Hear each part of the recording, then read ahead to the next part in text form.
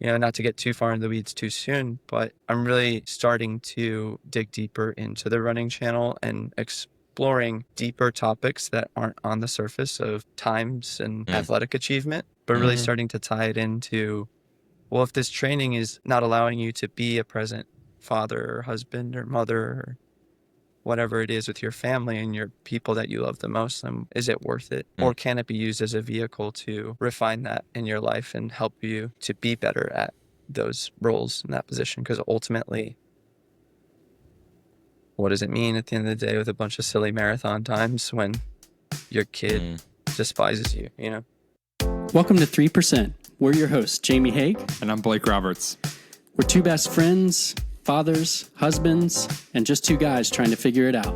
We're also therapists, which is probably a pretty important part. That's true.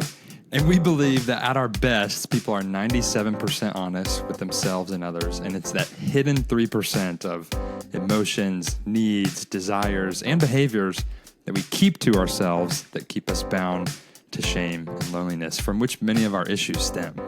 Each week on this podcast, we'll interview leaders in the fields of psychology, theology, arts, and athletics to explore holistic masculinity.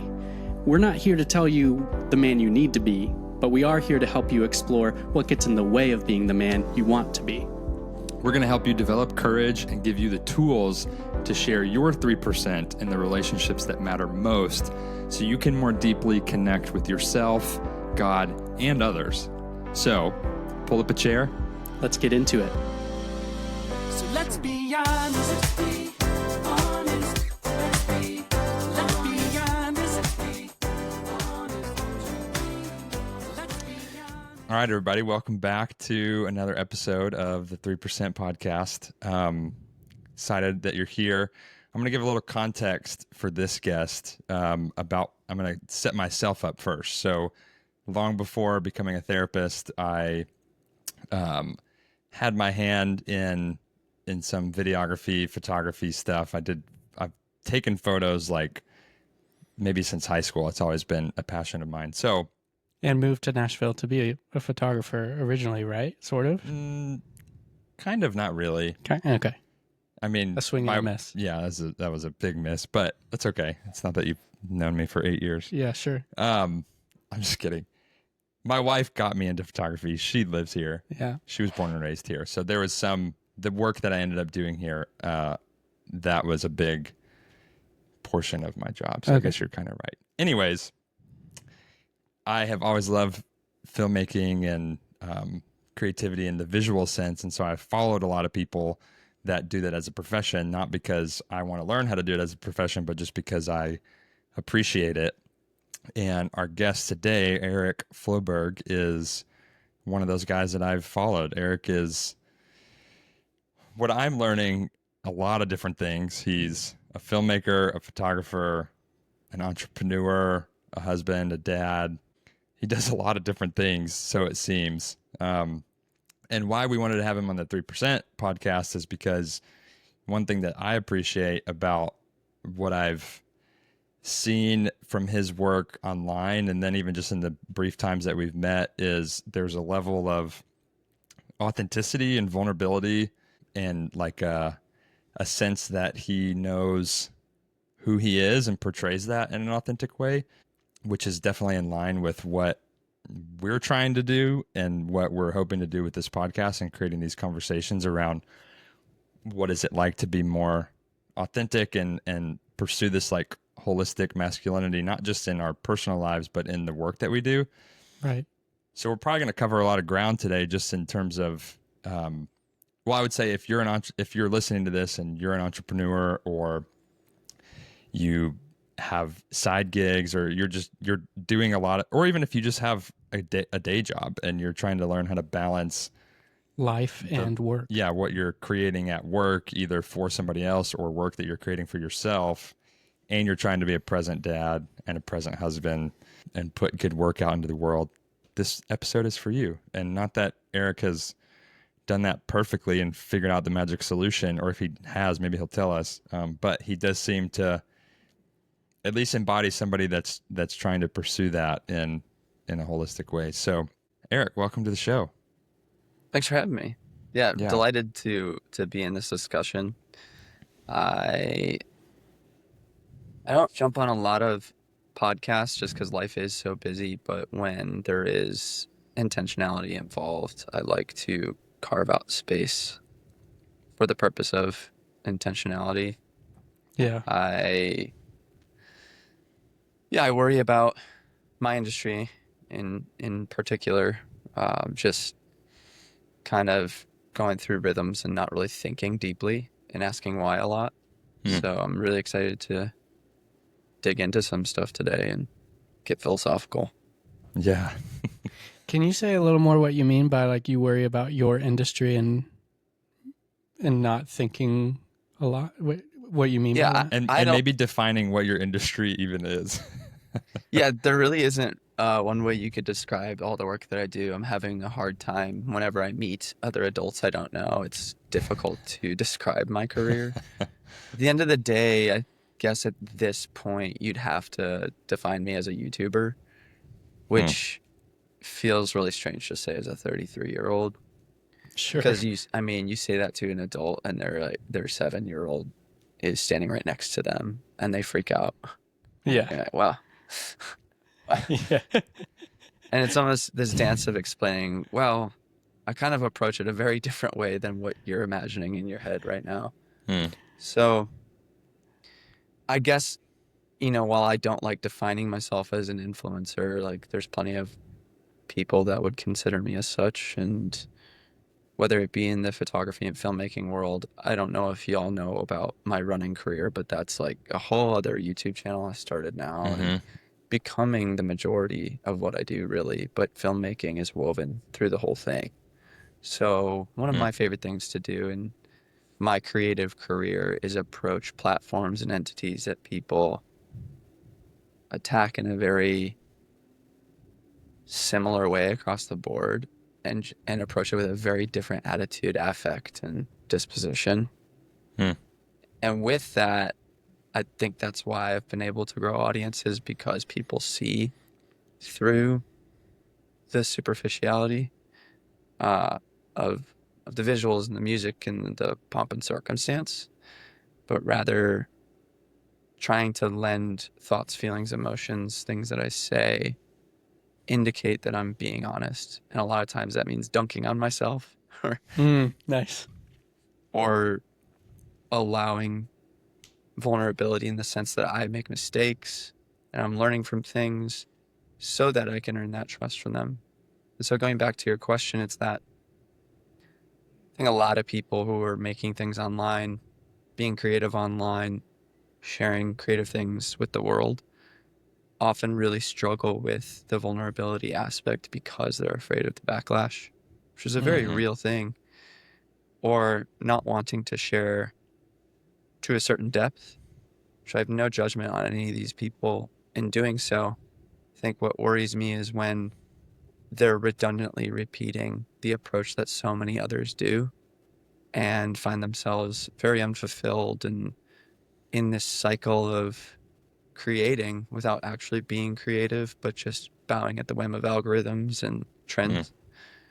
And I love taking a stance of figuring out how this line of work, because it's a pretty new frontier for all of us, can be something that is sustainable for the ones who partake. I'm trying to soak that in. Because I do think that's probably true of a lot of industries, and maybe like we were talking about earlier, if this is you listening to this trying to balance your work and your life, and maybe you're experiencing a sense of burnout or something along those lines, it could be due to a version of what you're saying in any marketplace. Like if you are not leading with the vulnerability of who you are, what you think, what your gifts are, and how you use them in your workplace, then even that could be, you're like bowing to the trends of maybe not an algorithm, but even in like a corporate atmosphere, Yeah. like in my mind, I'm thinking of like, here's how everybody's doing this marketing. Here's how everybody's doing this communication, this sales. And you're just like, I'm falling in line with that. I do think in storytelling, what I kind of make up that you do really well, you do it through imagery, through film, through like, I was really intrigued by the running thing because I'm newer to your content than Blake. Blake introduced me to you. But even like your sweatshirt, once you got on, I was like, man, he's deep in it. And for those not watching, Eric's wearing a running brand. But that aside, I was like, I was just thinking you do that very authentically, which is very true. And maybe it's why 7-year-olds get so excited about you saying you're a YouTuber is because in their mind they make up that you're saying you're Mr. Beast. And like, is that what you kind of mean by, I guess I'm just trying to take in what you mean by that and the authenticity of that in storytelling and why that's so important. Yeah, when you look at the stereotypes of the platform, YouTube specifically, you think of that. You think of a goofy affect of something that doesn't have much depth just for the sake of entertainment. Mm. And while that isn't necessarily inherently bad, I worry about the people who are making it because I just question why all the time. What is the end goal here? What is your intention and your imprint on the world, and how are you affecting it in a positive way? And I think a lot of those creators are spinning things to, especially if in the Beast circumstance, you have, all this philanthropy, but Yeah. I won't open up that can of worms, but Not what we're here to talk about. yeah, I think a lot of people will just hear that. And if they don't know the platform in its depth, they won't understand without conversing with me, the depth at which it can produce interactions, relationships, because especially on the running side now, I'm coaching as well. And I just had one of my athletes race in Houston this past weekend, and I got a long text from him post-race. He's been in the group for 6 months now, and he had to DNF his first race. DNF stands for do not finish, because he stepped in a pothole on mile 14. Oh, dude. And that was his marathon debut, and he had to bail. So this was like his redemption tour. He got his time. He performed super well. And I got a message from him that's like, being a part of this group and experiencing what I've been through in this training is like life altering for me. Mm. Wow. So, and those connections, and I tie it to my group of athletes because they never would know each other without the conduit of what I have made online. And so now they all have relationships and are like growing to know each other and meeting up in real life and racing together. And it's really wild. You get these shakeout runs where people say how much you're affecting their life and their health and fitness now and pursuing their goals, and how has a ripple effect on their life. Not to get too far in the weeds too soon, but I'm really starting to dig deeper into the running channel and exploring deeper topics that aren't on the surface of times and athletic achievement, but really starting to tie it into, well, if this training is not allowing you to be a present father or husband or mother or whatever it is with your family and your people that you love the most, then is it worth it? Or can it be used as a vehicle to refine that in your life and help you to be better at those roles in that position? Because ultimately, what does it mean at the end of the day with a bunch of silly marathon times when your kid despises you, Yeah, like going back to what's the point? Why are you doing this? So you seem like somebody that, well, and you just said this, you're kind of constantly asking yourself that question, maybe in the work that you do and in the work that you see of other people. If we're talking about like creative work of what's the end goal kind of thing. I think what I'm curious about is like, have you always been that way?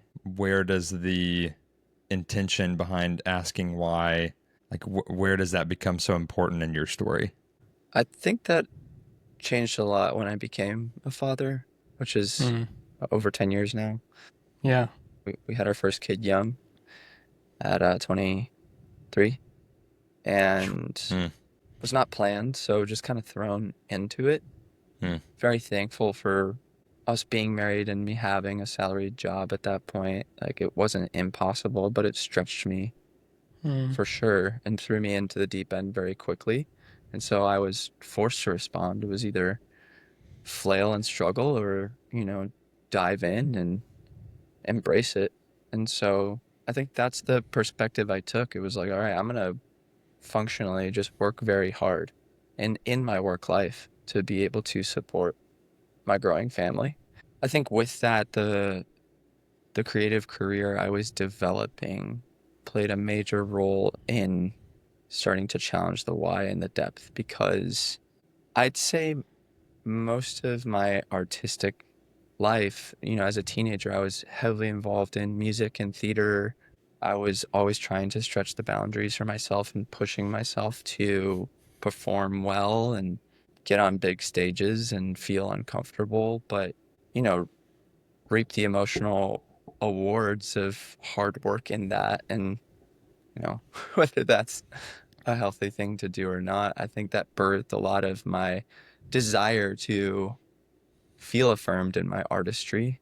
But in that, when I transitioned it into my actual career, started filming and photographing weddings and getting paid to use a camera to start documenting people's lives, or whatever I was being paid to film, I really started to question why people were doing it, because I'd get into conversations. I would, to touch on my point earlier, like trying to really root myself in a sustainable career long term so that I could be something that provides for my family, constantly meeting people, making connections, second shooting for people, growing my business very intentionally.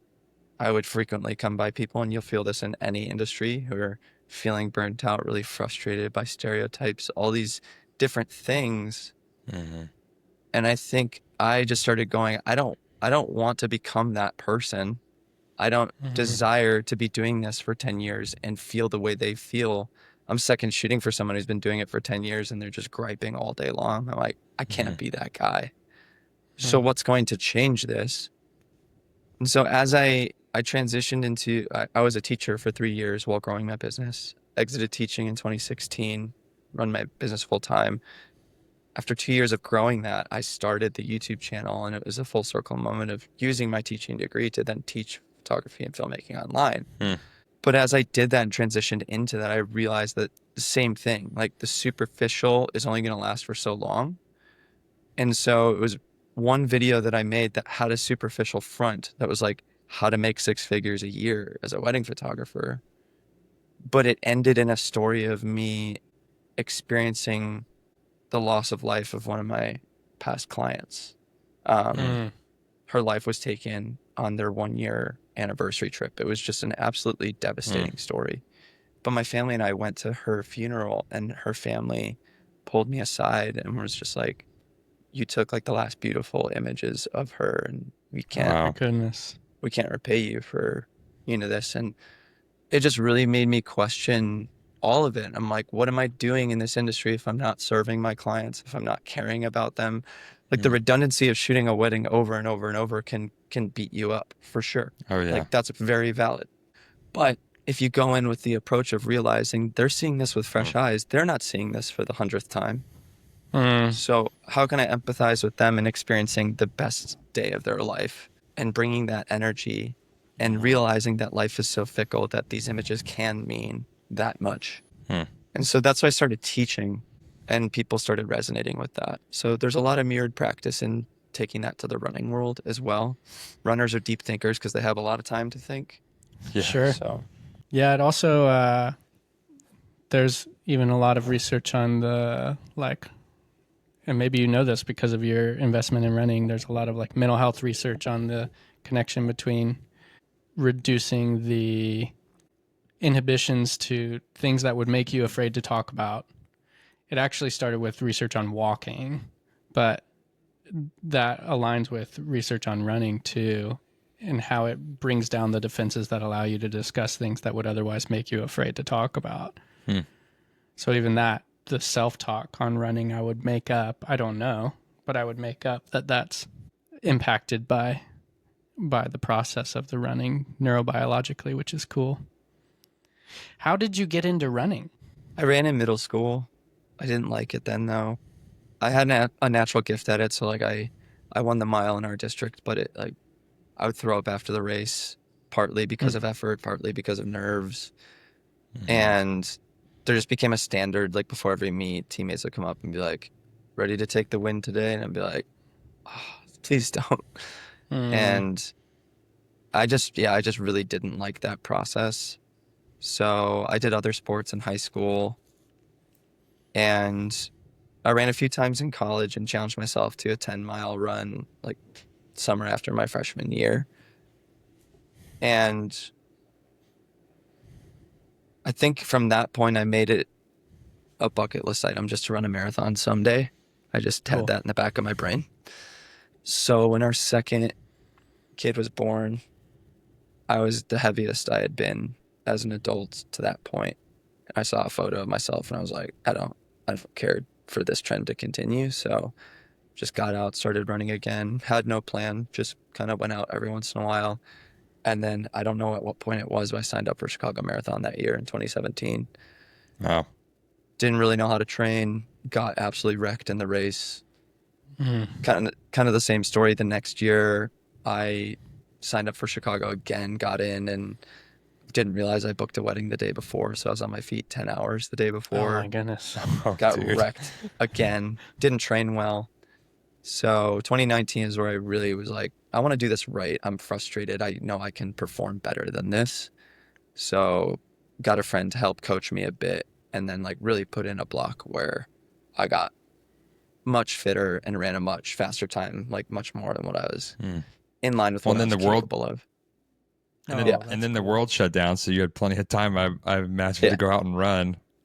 Then COVID, it just like really exploded for me in passion, because all my wedding stuff just got postponed over and over. And it was just chaos to have to reschedule, deal with cancellations, new contracts, finances.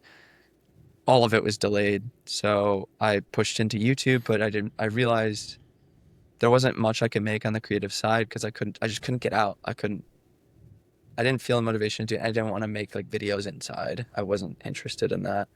So I just got outside a lot. And that's a story for a lot of people with this running boom, where people just got outside and spent their time getting fit and learning how to train.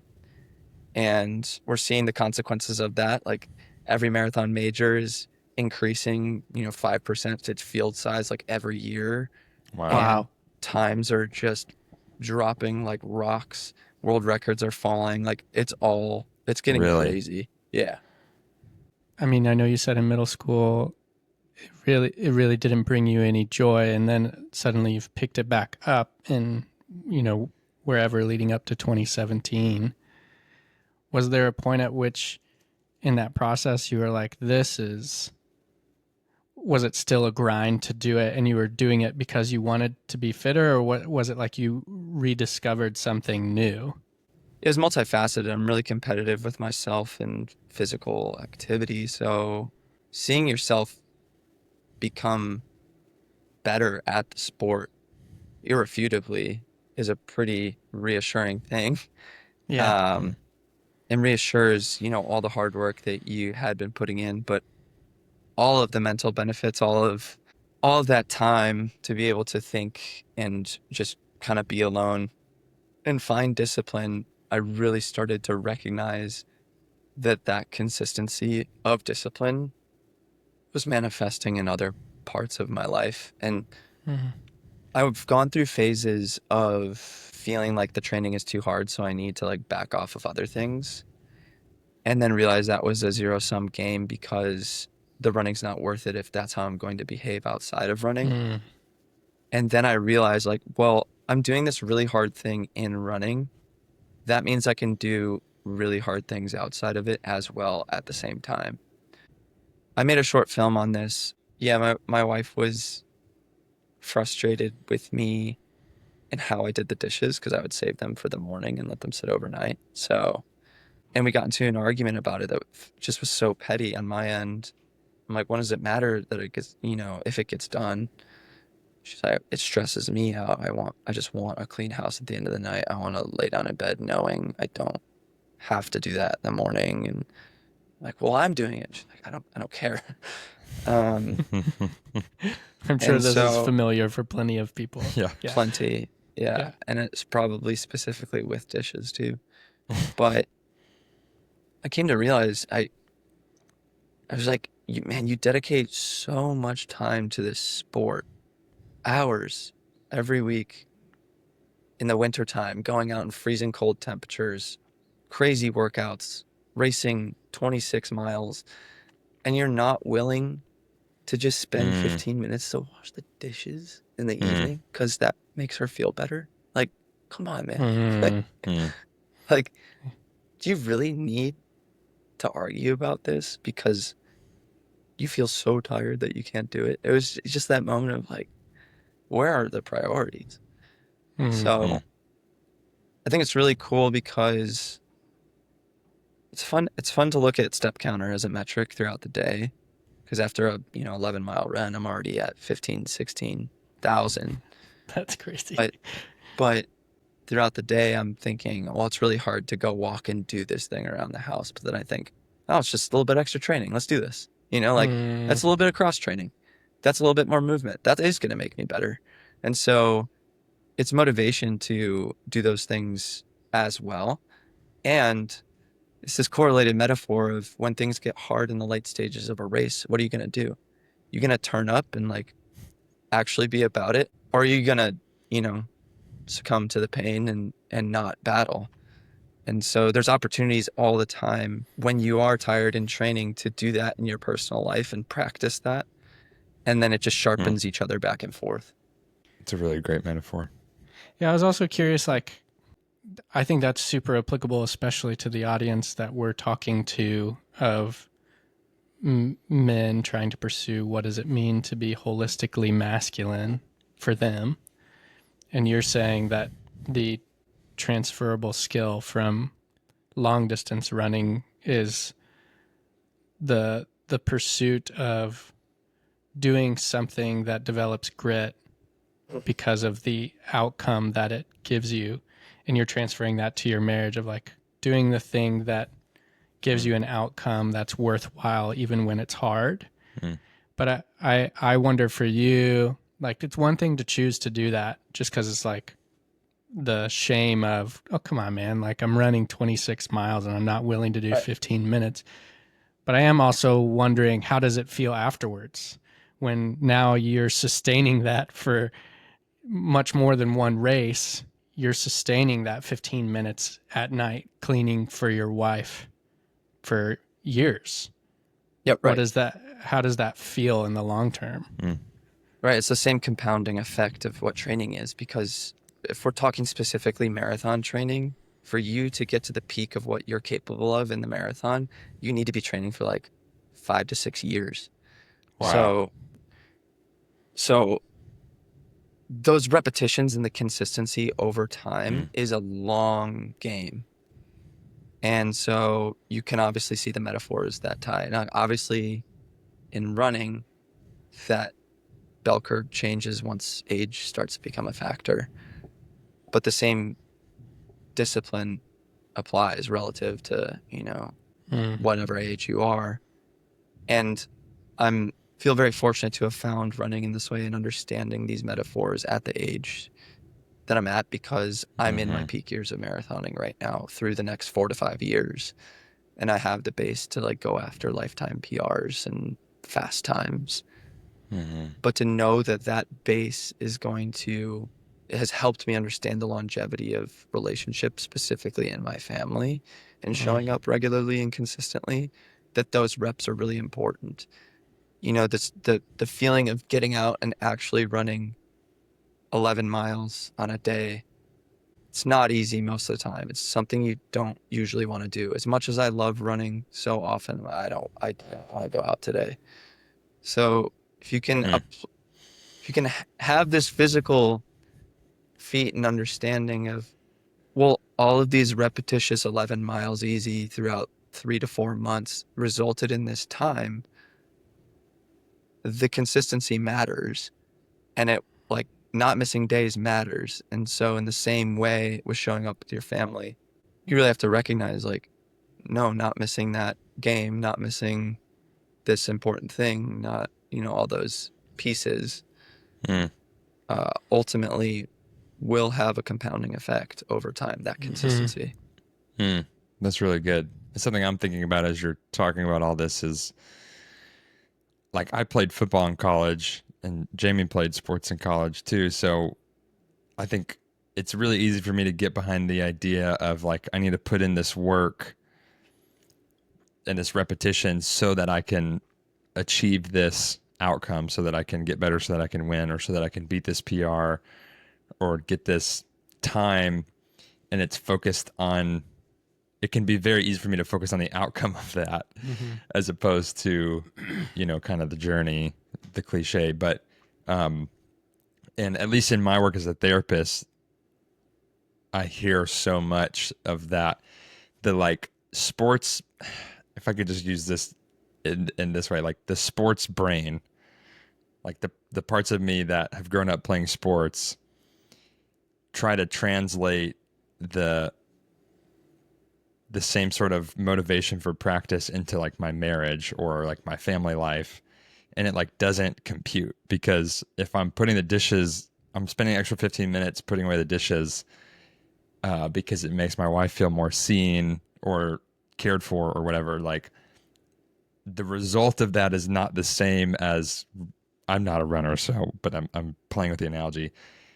I'm not a runner yet. Maybe this will inspire me. Yeah. It's not the same as me crossing the finish line and seeing that I was 2 seconds faster than what I wanted to be. Like, that Right. immediate sort of gratification of, like, oh, I put all of this work in and I see this clear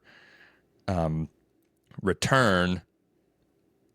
And maybe even we could stretch that to, like, work and being a YouTuber and, like, being able to, see your views go up or whatever, like, whatever we put in for work and seeing this, like, monetary return. But, like, the repetition and the stuff that we're doing intentionally and practicing for, like, our wives or our families, the return is much more nuanced. Maybe it's, like, not as clear. And so for me, I have to focus less on the return, I guess, or the achievement, and more on, like, falling in love with the process of putting away the dishes or, like, cleaning up my kid's room, because I know that over time, this compounding thing, like you're talking about, is going to lead to my family feeling more loved and cared for by me. But that may not be as clear as seeing, like, breaking a record, but it's felt. Yeah, I think the metaphor still reigns true, because, so if we go to a marathon, you only race like 2 to 3 times a year, peak race. So percentage-wise, you're looking at 2% of the year being racing. Wow.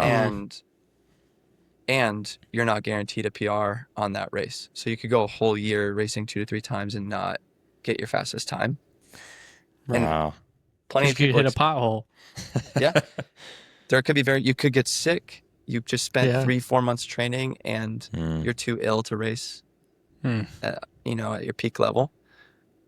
And you're never guaranteed that race. Now, when it does happen, it's the most euphoric thing ever, because Sure. everything lined up and all the work felt like it was worth it.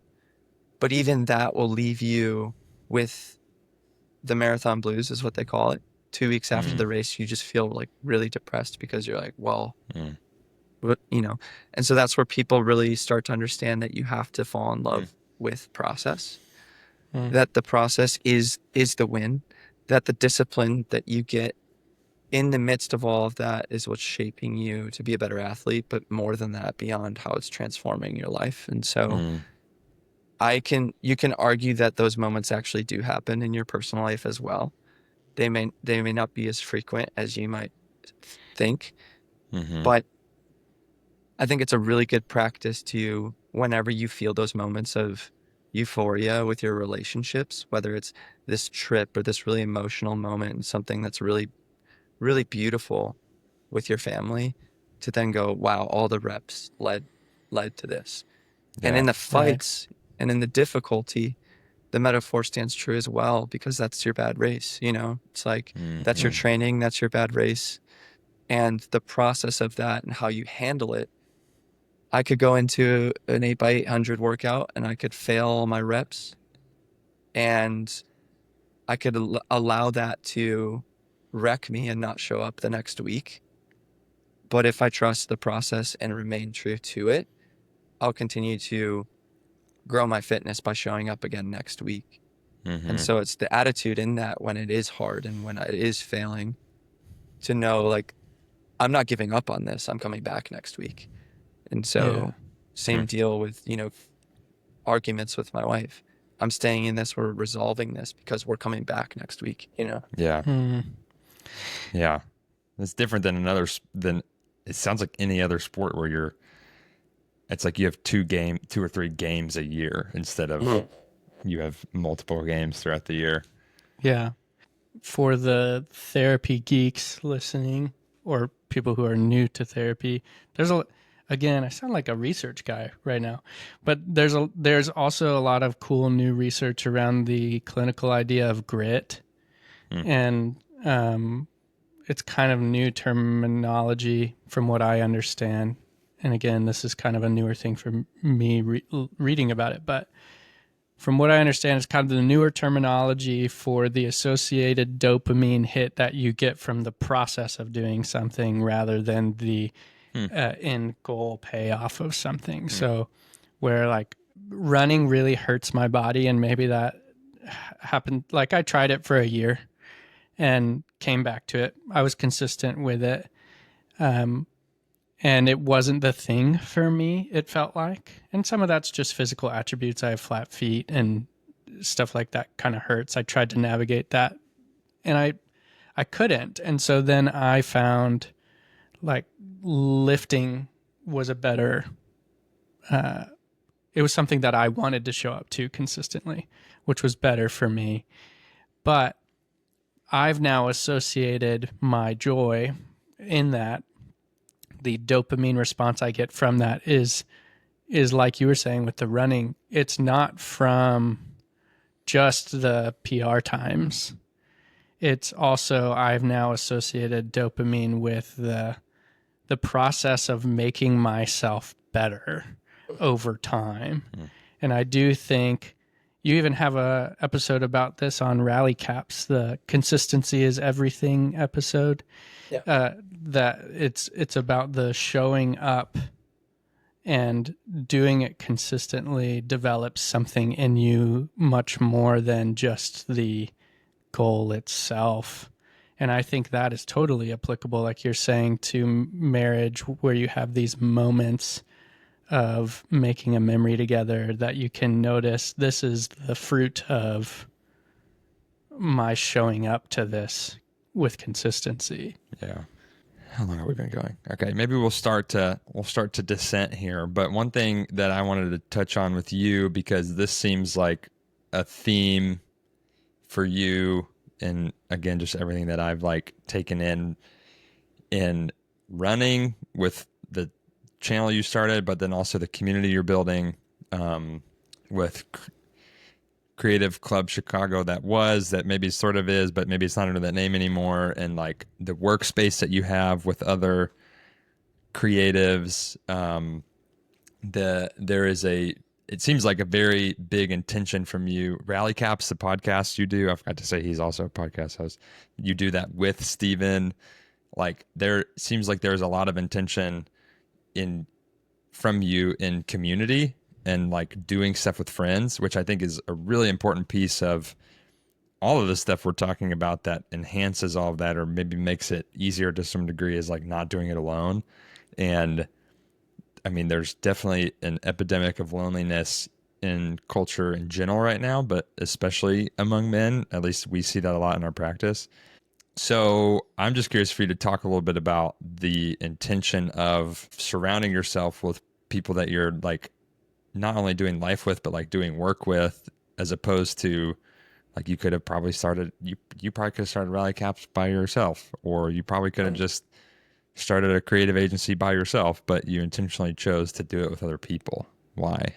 Yeah, I think the beginning stages of it was definitely rooted in wanting to make connections on a business level, because the early days of Creative Club, we were hiring each other like crazy to second shoot, to come along on projects, to diversify portfolios.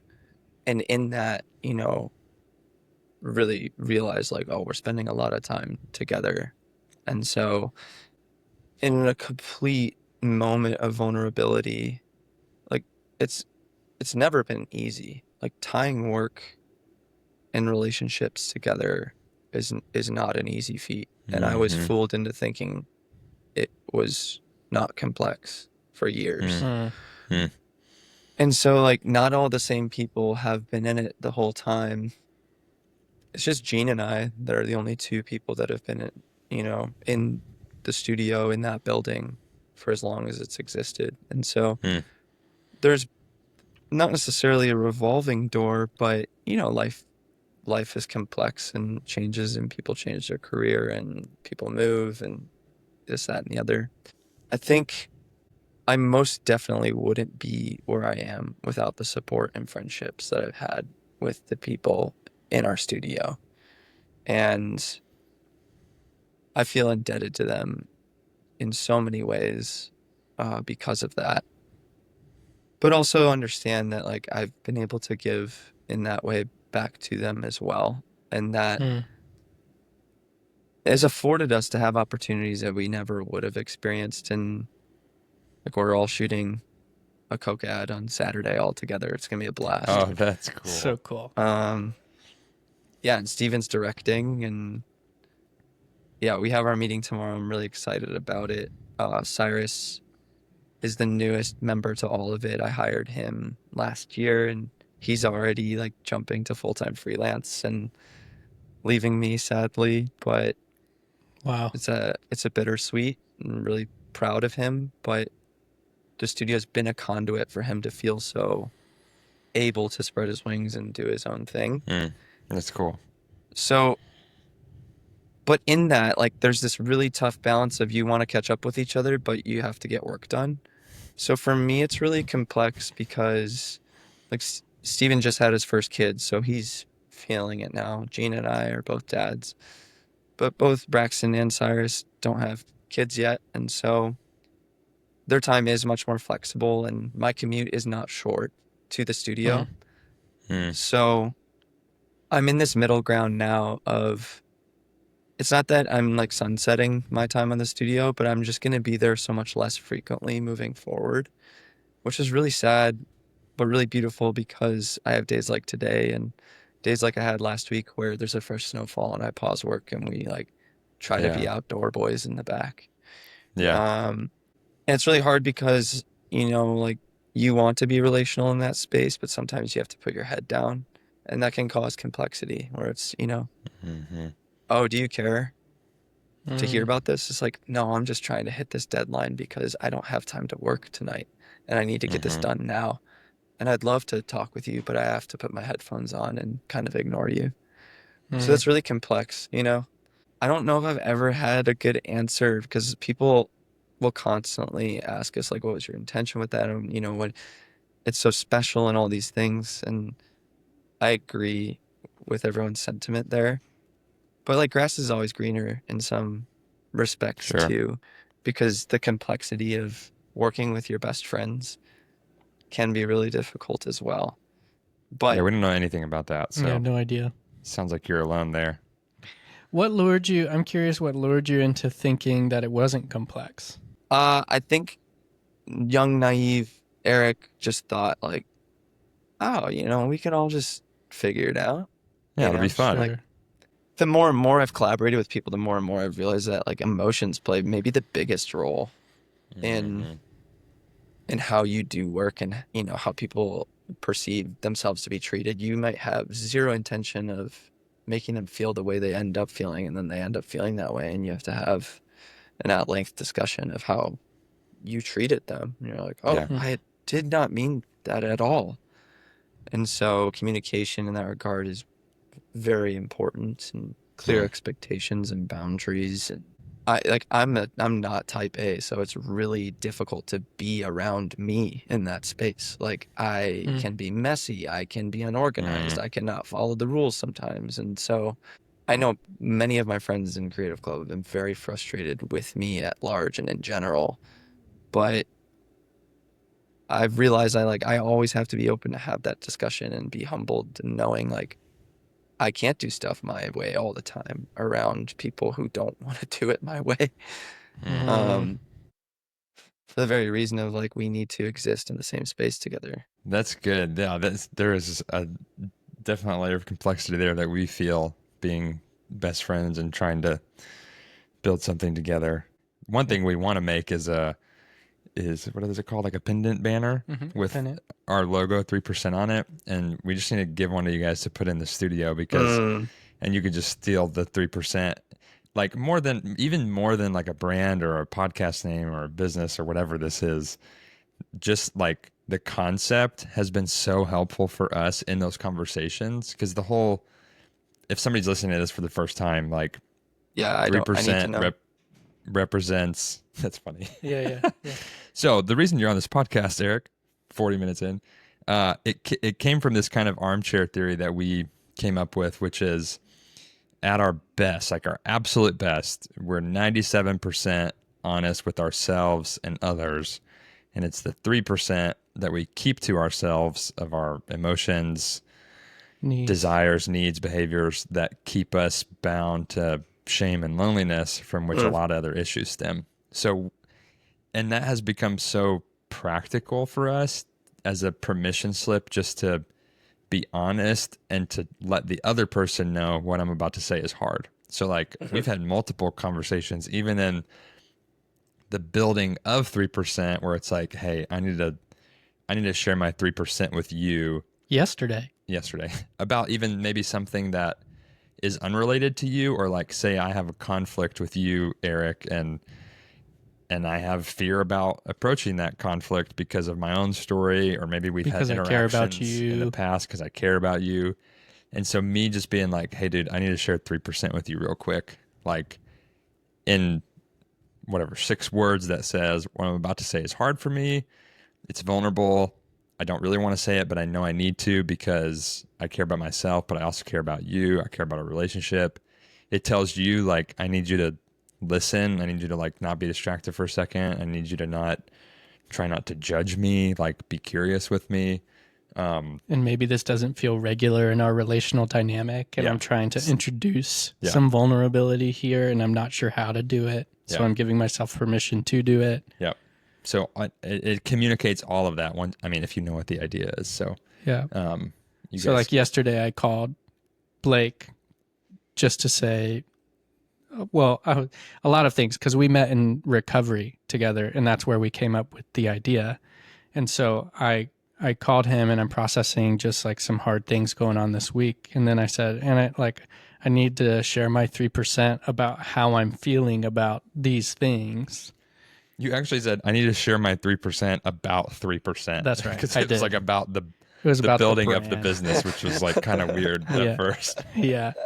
And it's not even to say that those feelings then need to be taken as truth. Mm-hmm. It's even the permission to get the things out that are not truth, that are rattling around and feel inescapable. And that's what even it was yesterday. But like to work with friends, I think even to what you're saying, it's so applicable to every relationship that once it has the compounded nature of responsibility, then it's like we can't just on a whim figure it out, because we're not the only people that this matters for. Right. Like for you as a co-parent with your wife, It's what changes from a dating relationship to a serious relationship to a marriage to being parents together is like the progressive level of responsibility that you two hold to each other and for each other.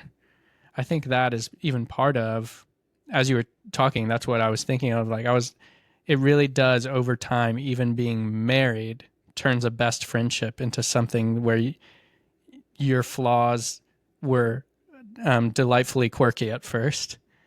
And then when they impact your ability to be a supportive co-parent later down the road, it's like, that's no longer delightfully quirky. That's driving me nuts. and being able to be vulnerable with each other. I mean, you developing that muscle even in the workspace, I'm sure has served you at home. Yeah.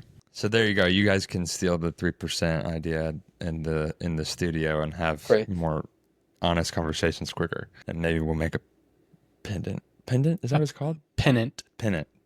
Like baseball pennant. Yeah, that's right. The pendant is something you put on your shirt. Yeah, like Okay. a little, yeah. Uh-huh. All right, whatever. Eric, we've taken way too much of your time. Thank you for hanging out with us while you got kiddos at home and navigating homeschooling and everything. It's been fun. Really appreciate your honesty and the work you do, and we'll have all of the links and all the things that people can go check out your work. Can you tell people though where they should be going to check you out? Sure.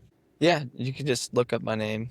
You'll find it on YouTube, Eric Awesome. Floberg, and then the run channel is Floberg Runs. I might have to join I'm subscribed to your main channel. I might have to subscribe to the running channel. There's something, it may die off later, but in the conversation today and like all the analogies and everything, there's something about me that's like, man, I kind of want to try running. But I've also said that about joining a gym that my friends are a part of for like a year and I've never joined. So Yeah. we'll see. Floberg Runs. Floberg Runs. Not That's Floberg awesome. Grunts. Not Floberg Grunts. But he does while he's running. Yeah. Yeah. Awesome. Sign us off. Yeah. We're glad you're here. Keep coming back. You're worth it. Hey, thanks for tuning in to another episode. Listen, we're working on some really practical resources to help you connect more deeply with yourself and others. So if you head over to our website, 3percentco.com, you can learn more about that. The link will be in the show notes. And this is the part of the show where we ask you for some help. Listen, we don't have a big fancy production team. We're recording these in my therapy office in between sessions and in the margins of our life. We just really believe in the message that much.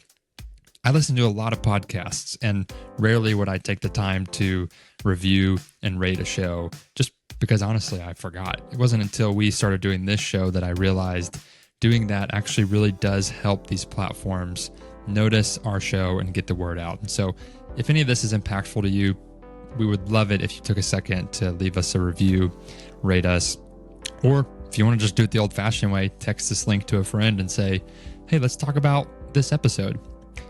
Whatever you do, make sure to follow us on whatever platform you're listening to so you never miss an episode. We're really grateful you're here, and we'll see you next week. So let's be honest.